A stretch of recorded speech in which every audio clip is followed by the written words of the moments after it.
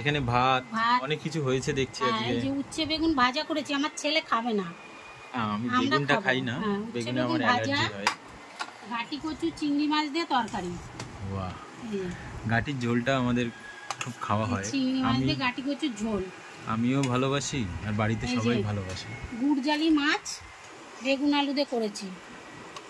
মাছটা তো অনেকটা বড় মনে হচ্ছে। মাথাটা দেখি, মাথাটা অনেক বড় মাছ। বেগুন আলু দিয়ে বেশ ভালো লাগে। বেগুন আলু দিয়ে করেছি, হেবি সুন্দর। বন্ধুরা, কারা কারা এরকম মাছ বেগুন আলু দিয়ে খেয়েছো, মানে বেগুন আলু দিয়ে খেয়েছো, মাছ ডিম, আমরা ডিমটাও খাই, ডিমের রেসিপিটাও আমরা ছেড়েছি আগে, তো বলো আমাদের বা জানিও কমেন্টসের মাধ্যমে। আর এখানে আমার ফেভারিট,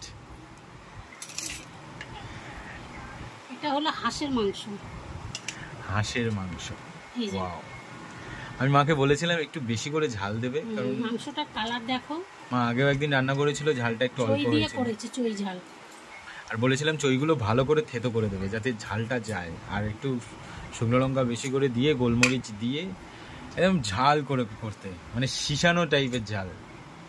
ঠিক আছে, আপনাদের দুপুরের নিমন্ত্রণ রইল সকলকে, আমরা খেতে বসছি। একদিন খেতে ইচ্ছা করছে সবাই চলে এসো, একদিন আসবেন, জানাবেন।